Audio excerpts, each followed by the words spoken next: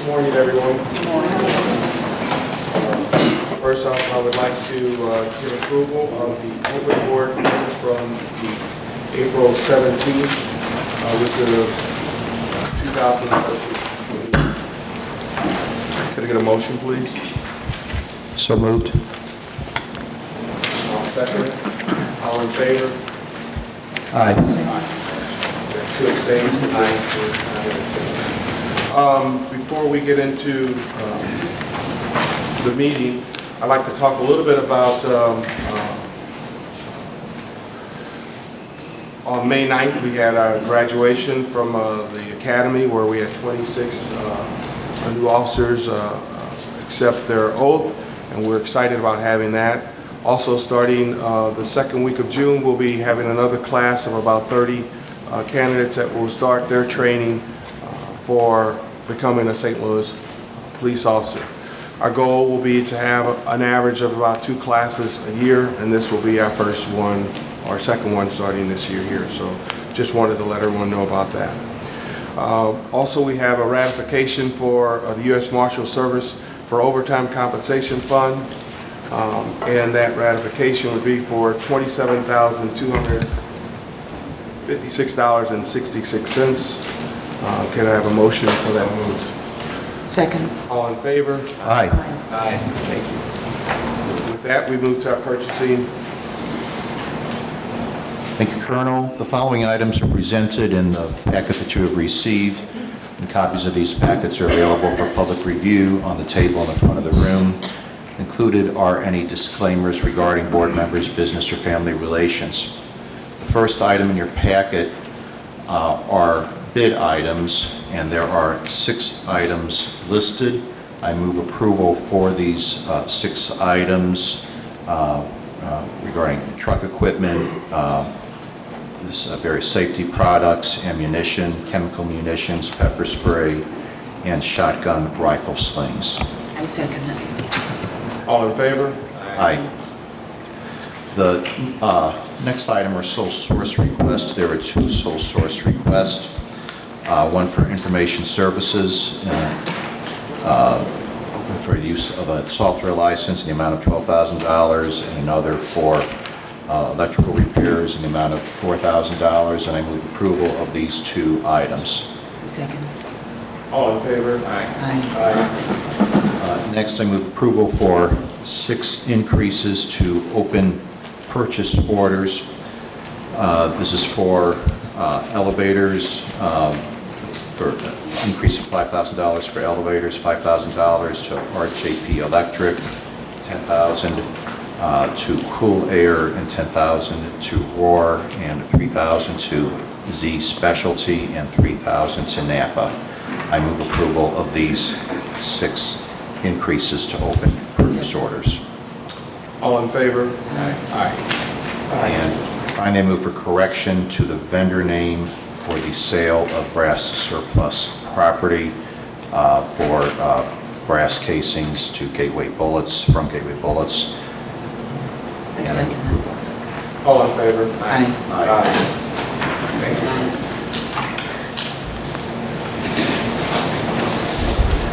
Colonel, good morning. As we always do, we'll start with our crime presentation for the department through the month of April. The first slide that we look at shows the overall crime for the city year to date. If you will notice, we'll start at the red this year, or the red this month. Overall crime in the city of St. Louis is down 7.7% during the first 4 months of the year. These are crimes that are coded through April. The gold category, property crime, we've seen a decrease of 2.7%, or 172 incidents through the first 4 months, and significant decreases in the person crime area. There are 463 fewer person crimes for the first 4 months of this year compared to last year, or a 24% decrease. So it appears that our strategies are working. It appears that we have caught a stride in some of the areas that we're focusing in with our hotspot policing and our additional efforts. This slide shows, in comparison going back to 2006, all of the crime categories to show a continual downward trend. And Again, the colors coordinate. The red are total crimes that have occurred through April compared this year back through 2006. As you can see, this is for the first 4 months of this year, the fewest crimes have been reported compared to any of the months listed in the slide. Same is true for person crime and property crime. So again, we continue on a long-term decrease and decline into the crime categories. I always like to look at it and to centralize. Again, we focus on hotspots, and just at this level to look at how crimes are separated throughout portions of the city. As you know, the city is divided into 3 patrol divisions, and starting with the South Patrol Division, we see decreases in all of the crime categories of between 4 and 5%. Again, South Patrol and their efforts. We have a enhanced overlay in the 3rd District, which is part of a pilot program which I've talked about, which is driving a significant portion of that decrease. In the Central Corridor, Districts 4, 5, and 9, again, some very significant reductions, again, in the person crime category especially. And we look at all the crime categories and down. So the Central Patrol down, total crime 15.5%. And North, again, a kind of a mixed bag right now. We see person crime on a significant downward trend, 29%. Property crime is up, and property crime is represented primarily around larcenies and vehicle theft and a slight tick in burglaries. I'll talk about those in the next slide in a little more detail. As we look across the entire city, homicides are down 9%. And as we've moved into May now, and we're always a couple of weeks behind at the board meeting, we continue to see that downward decrease. I talked about rape all the way back to January. Because of the change in the UCR reporting, it's not an accurate comparison of this year to last year.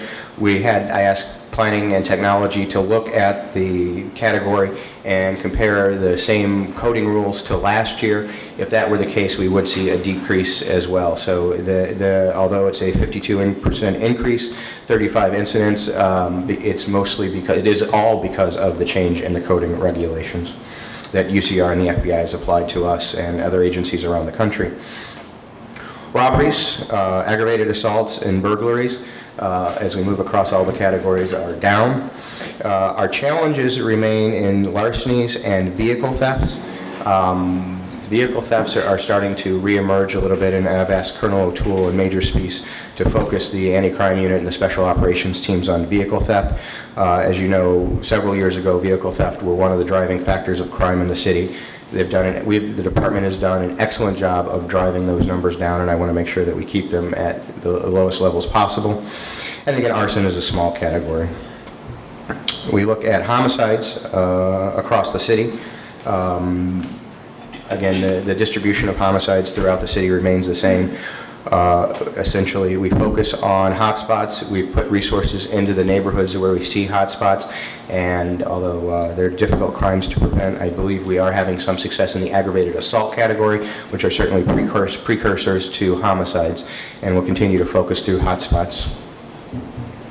Homicide, the trend this year compared to the 5-year trend, as we talked about, we saw a spike in January, an increase, and that's when we focused in on the College Hill neighborhood and rolled out our enhanced overlays to try and combat the nexus between drugs, guns, violence, aggravated assaults, and homicides. Compared to the 5-year trend, we continue to be below them since January. And again, it's a tough category, but we continue to focus on it to make sure that we keep that number as low as possible, like all of the numbers. Citywide robberies, again, looking at the blue line is the 5-year comparison compared to the 2012-2013. We remain below the 5-year average, and our trend line tends to match what we've seen historically. Colder months, they tend to decrease. Warmer months, we've seen an increase, and robberies are always one of the categories that we respond to most quickly when we see upticks.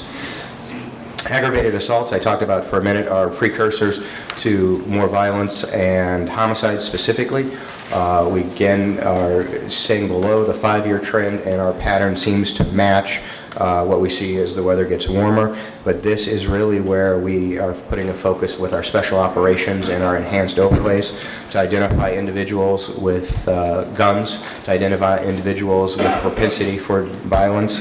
The intelligence unit has done an excellent job of working up profiles on some of those individuals and targeting individuals specifically. They've had some very significant arrests and taken some quite a few guns off the street.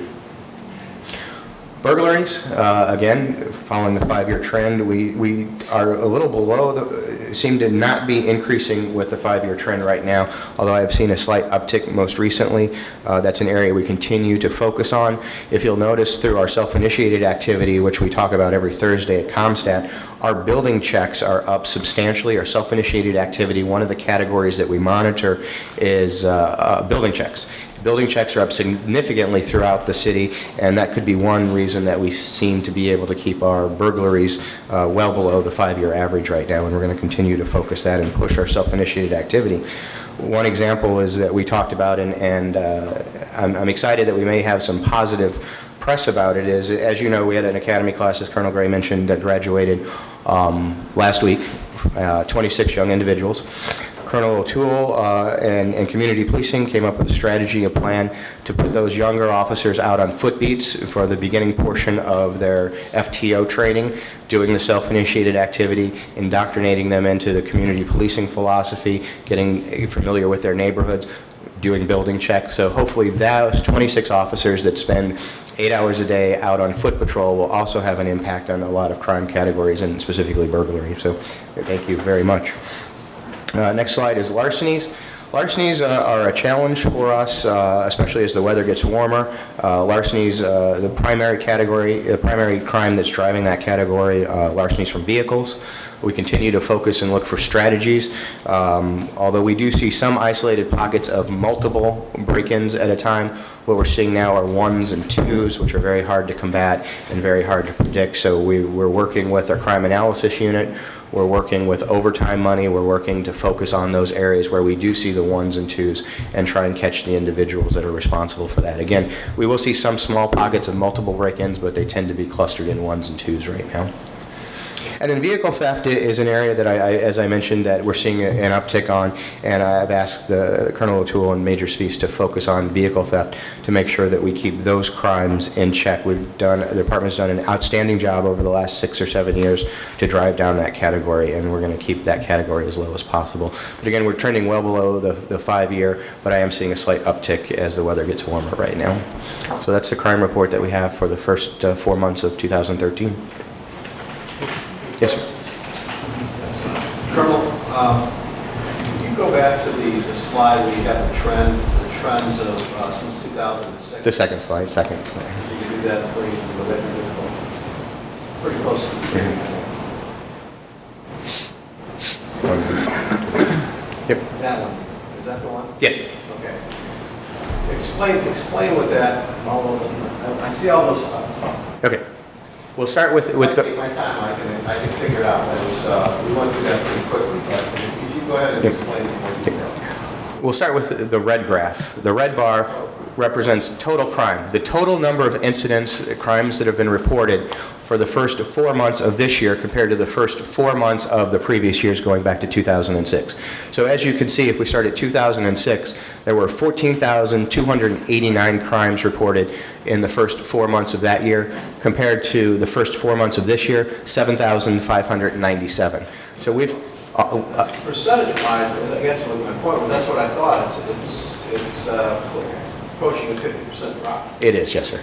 And again, that's total crime, and total crime is driven primarily by the property crime category, which includes the stolen vehicles, the larcenies, the burglaries. And so as you can see, if we go back with the gold bar to 2006, 11,658 property crimes reported that year compared to 6,140 property crimes this year. So not quite half, but well into the 40% reduction. And then, again, the one that is we spend a majority of our time focused on are the violence and the person crime, the blue category. Going back to 2006, 2,631 crimes compared to 1,457 this year, so almost a 1,200 crime reduction for the first 4 months of this year compared to 2006. Thank you. Any other questions? Thank you, Chief. So now we'll move into, under the report of the chief, B, a building update. 1915 Olive, the good news, everybody, the good news is yesterday the Board of Public Service met and approved the contractor, the low bid contract for the building of Trico Construction at $6.3 million, which was what the bid came in at, with no changes, no cost increases to the department. That means now that the city is in a position to sign the contract and start the work, and I would imagine that that happens, the contracts should be signed by the end of May, which would give the contractor the go-ahead to start construction on that building. And again, we're 270 days out from, that's the target completion date. So we're looking at a completion at the end of January, beginning of February of next year. So the contract, it was approved by BPS. It was through the normal contract negotiations and processes. It'll be signed, and then construction will be able to start on the building. Any questions about 1915 Olive? That's good news. That's a good sign. Moving right along to the next item, private security matters. There's a request from Barnes Jewish Hospital for an armed uniform exempt private security officer license for 3 individuals, Tyrone Simpkins, Jason Potter, and Jermaine Bishop. And the recommendation is that those 3 private security officers be approved for an armed uniform exempt license. So moved. Second. All in favor? Aye. Aye. Aye. The next item is police officer to sergeant promotional process update. As you were aware, earlier this year, the board disqualified the low bidder of the PO to sergeant promotional process for performance issues in previous testing processes. A new company, E.B. Jacobs, has been engaged, and we are currently in conversations with them about constructing a test that will be administered. That test will not be administered and the results in place by what has typically been our deadline, July 1st. So this is requesting that the board allow the current list to expire on June 30th of this year, as it would normally. And then at the June meeting, I will bring back a process for the promotion process for PO to sergeant that will be administered sometime later this year. Then a list will be provided to the board, as it has been in the past, and promotions can be made. I believe this is a way to equitably represent what we're trying to do. To extend this list and allow the candidates on this list that were normally a 2-year process, to extend them beyond that would not, in my opinion, be fair to the individuals who are now in the testing process, because more vacancies, more opportunity would have been developed. We will fill all of the existing vacancies as of the June board meeting with people from this list, which is the way it should be and the way it has been in the past. And then any future vacancies will be filled from the list that will be assembled and prepared and presented to the board at a later date. Discussions? No discussions? Motion? Motion. Second. All in favor? Aye. Aye. Aye.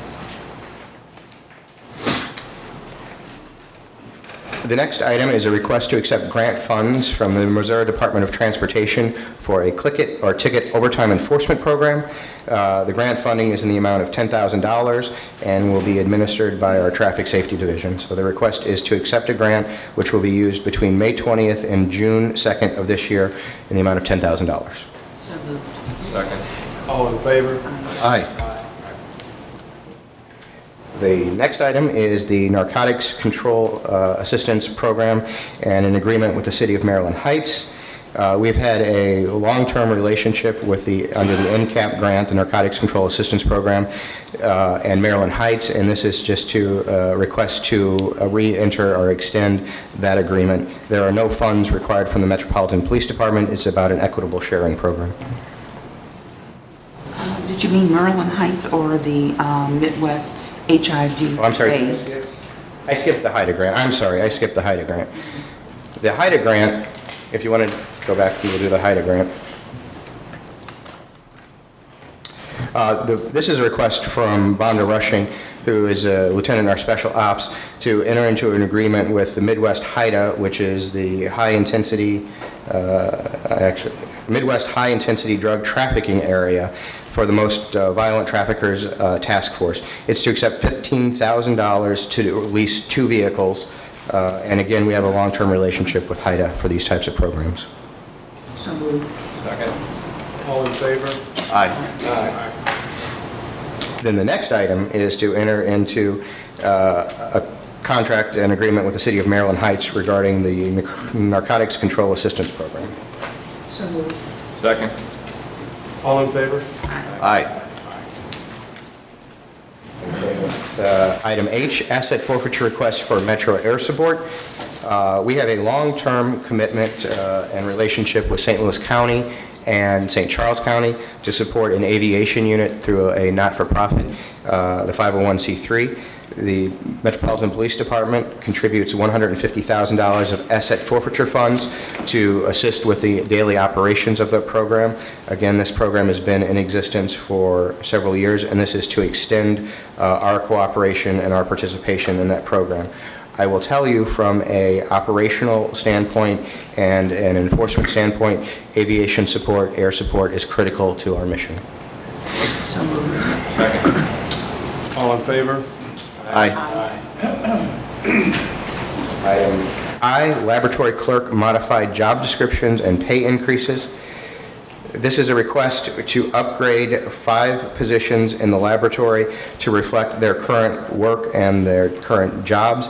The net impact is $6,575 for those 5 employees. So moved. Second. All in favor? Aye. The next item, internship with University Learning Partners. The police department over time gets many, many requests for internships. We are a great incubator for ideas in the academic community. We're a great learning field for individuals. This is a request to create 9 internship programs, recurring internships to filled by qualified candidates from Harris Stowe, University of Missouri, St. Louis, and St. Louis University. We anticipate a small cost of about $4,500 a year to offset incidental expenses. We will ask the Police Foundation to fund that. So moved. Second. All in favor? Question, that 4,500 is for all 9? That's correct. That is handles not 40.5 times 9, but 45 in total. Very good. All in favor? Aye. The next 2 will be a request to accept donations from the Police Foundation. There are 4 items on the first memo.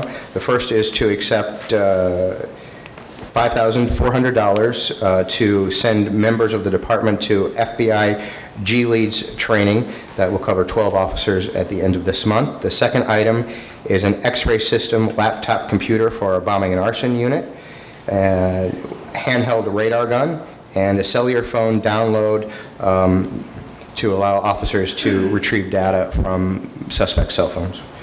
Along with that are the split cost for winter jackets, the Polaris Ranger Crew 800 ATV, and to accept a 32-inch HD TV for the homicide unit. So moved. Second. All in favor? Aye. Aye. The next item is, again, a donation from the Police Foundation for our SWAT unit to accept $6,399.80 for green gas blowback LMC-4C professional training weapons, $2,799.80 for pistols, and $959.76 for Spectral Pro Shield full head shield goggles. So moved. Second. All in favor? Aye. Item A1 is a proposed revision to Rule 7 of the Police Manual, specifically Rule 7.004 C23, which provides penalties for failure to attend court or court proceedings. As you can see, the proposed revision would change the punishment to, for a first offense, 1-day suspension; for a second offense, 2-day suspension. Written reprimand for the first offense, 1 day for the second offense, and a 3-day suspension for the third offense. And it would also only consider the most recent 3-year period. So we would ask that that proposed revision be approved. So So, moved. second. All in favor? Aye. Aye. Item A2 is being tabled. Item A3 concerns proposed modifications to Rules 1 and 2 of the manual. There are specifically 3 manual provisions which are proposed to be revised. One would be Section 1.002, 1.201, and the addition of a new Section 2.003. These are all focused on the eventual possibility and contingency that there will be no Board of Police Commissioners continuing. So Section 1.002 would devolve the authority from the board to the chief. And I believe Colonel Switzer has a proposed alternative version of that I'll let him talk about in a second.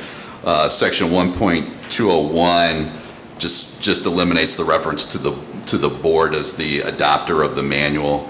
And Section 2.003 would provide that if the board ceases to exist, then the chief of police, or whatever title he's going to carry in the future, would be considered the appointing authority at the police department. And if Colonel Switzer would like to talk about his alternative version of Section 1.002. Thank you, Mark. And to some extent, this might also apply to 2.003. My suggestion is stylistic and not substantive, but it's the way the draft is originally circulated. It refers to the terms of office of the board members expiring pursuant to the local initiative, the local control initiative, which is a phrase that's used in the new statute, but in some ways our terms do not expire because the board continues to exist for the purpose of handling lawsuits that are pending or that arise out of incidents that occur prior to local control taking effect. And so I've suggested some language that is a little bit more expansive than the terms expiring. And this is the language that I proposed. In the event that A, the responsibilities of the board set out in this manual are terminated, or the terms of the board members expire for purposes other than litigation as set out in and pursuant to Section 84.345.1 RSMO and any implementing St. Louis City ordinances. And B, the person or entity who is to assume those responsibilities that had been the responsibility of the board is not set out in Section 84.345.1 or related Missouri statutes or implementing ordinance consistent with Missouri statutes, then all powers, rights, duties, authorities, and responsibilities referenced in this manual shall reside in the chief of police or such other title indicative of the highest ranking commissioned officer in the police department. And the reference to the title comes from the fact that the city charter currently would provide that the title of the chief would become commissioner. So I move the adoption of a modification to Section 1.002 as I've described. May I ask a question? So basically, only thing that you're preserving for the board is for the purpose of litigation. Is that what I'm getting from what you're reading? Yes, although it's not that I'm preserving it. That's all that the local control statute leaves with the board after local control takes Okay, effect. so your only thing is to be sure that that is spelled out, that as far as litigation is concerned, board members are still considered having some sense of responsibility. That's correct. As the original draft circulated, Sometimes I can understand better when I read it myself. as originally circulated, it refers to the terms of the board members expiring, and that is actually the language that's in the local control initiative, but it says expire except for certain things, which is in a way not expiring. So I added some language to refer to the responsibilities terminating or expiring rather than the board members' terms expiring. Anyone else want to read? Okay. I think that's always on the table there. Yeah, okay, I'm fine with it. I just have to read. Motion to accept? I make the motion. Second? All in favor? Aye. Aye. Was that for all three provisions? Okay. And, well, actually, my motion as stated was 1.02. Okay. So we need to take up the other two sections. On 2.003, I would have the same, make the same modification regarding the responsibilities terminating in addition to terms expiring.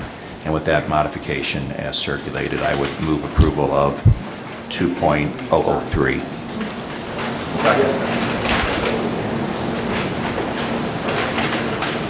All in favor? Aye. That would leave section 1.201. Aye. Motion to accept the changes to 1.201? And I don't think there was any need for any changes in 1.201, so I move approval of 1.201 as circulated with the board packet. All in favor? Aye. Aye. Item A4 concerns proposed modification to Rule 11 of the Police Manual, specifically Section 11.002.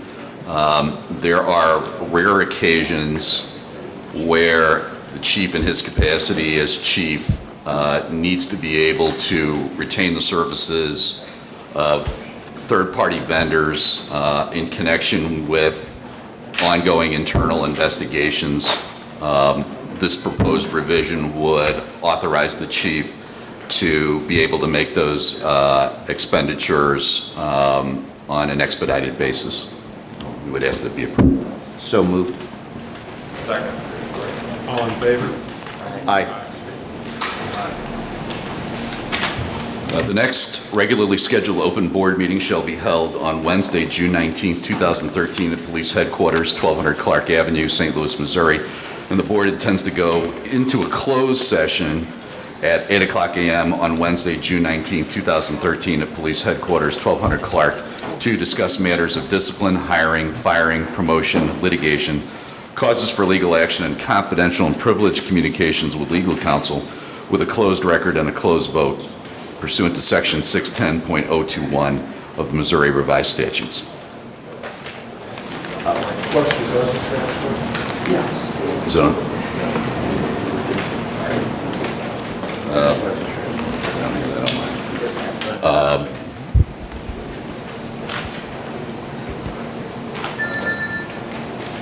Okay, I presume this will be item B then. These are proposed budget transfers. These budget transfers have already been approved by the chief of police, and as you can see, they are for mainly for software and office and computer equipment, and we would ask that they be approved. So moved. All in favor? Aye.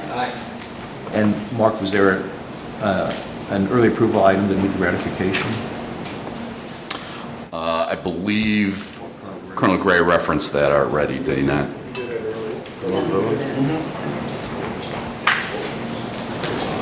didn't have paper. Yes, here.